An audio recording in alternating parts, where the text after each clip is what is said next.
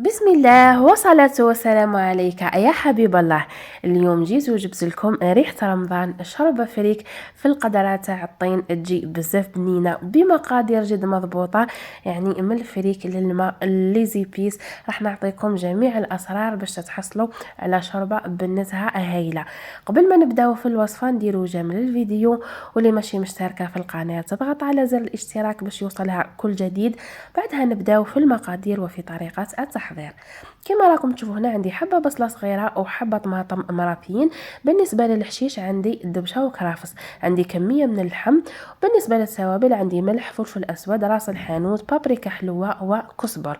جبت هنا القدره تاع الفخار، حطيت فيها نصف ملعقه كبيره من السمن، ونضيف حوالي 2 ملاعق كبيره من الزيت.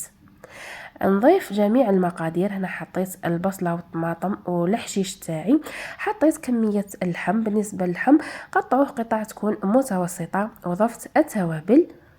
نخلط جميع المقادير مع بعض ونضيف لها نصف ملعقة كبيرة من الطماطم المصبرة.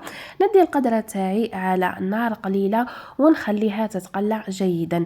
هنايا القدرة تاع الفخار لازم ما تقويولهاش النار، طيبوا فقط على هذاك الكانون الصغير. انا كنت حطيتها حوالي 20 دقيقة وهي تتقلع على نار قليلة.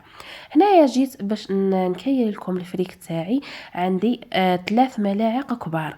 بالنسبة لهذه الكمية راح ندير لكم حوالي 4 ليبول تاع الشوربه، يعني لربع اشخاص.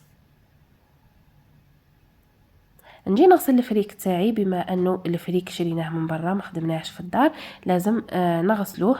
كما راكم تشوفوا راحين نلقاو فيه بزاف الشوائب، راحين نلقاو فيه كما راكم تشوفوا هذو كامل يطلعهم الماء من الاعلى. هذيك الكحوليه تاع الفريك كي يكونوا يشوطوا فيه.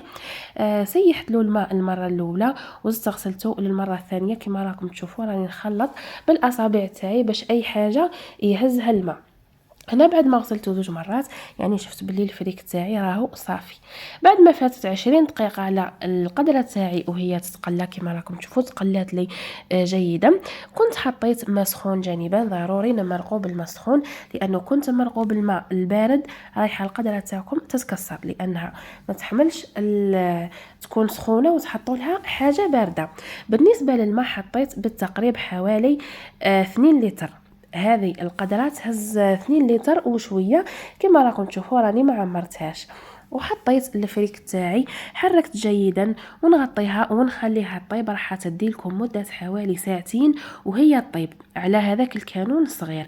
كل ربع ساعة حركوا القدرة تاعكم باش تضمنوا انها ما تلصقش. هنايا كانت الشربة تاعي طابت بعد ما فاتوا عليها 2 ساعة كما راكم تشوفوا. نجي نضيف لها هذه اللمسة وهي ريشات من النعناع اليابس، نحكهم ما بين صبعية فقط، وضفت لها رشة من الدبشة. طفيت عليها وغطيتها وخليتها بردت شوية. هنا قدمتها معكم. كما راكم تشوفوا الشوربة تاعكم كي تحطوها في البول، اذا كان لقيتوا الفريك هبط لتحت والماء بقى مصفي من الاعلى، ثم تعرفوا بلي الشوربه تاعكم مازال ما راهيش طايبه وماهيش خاثره مليح. لازم تكون بهذا القوام. كما راكم تشوفوا الفريك ولا صوص يكونوا مندمجين مع بعضهم. وهنا نكون وصلنا للنهايه. سلام.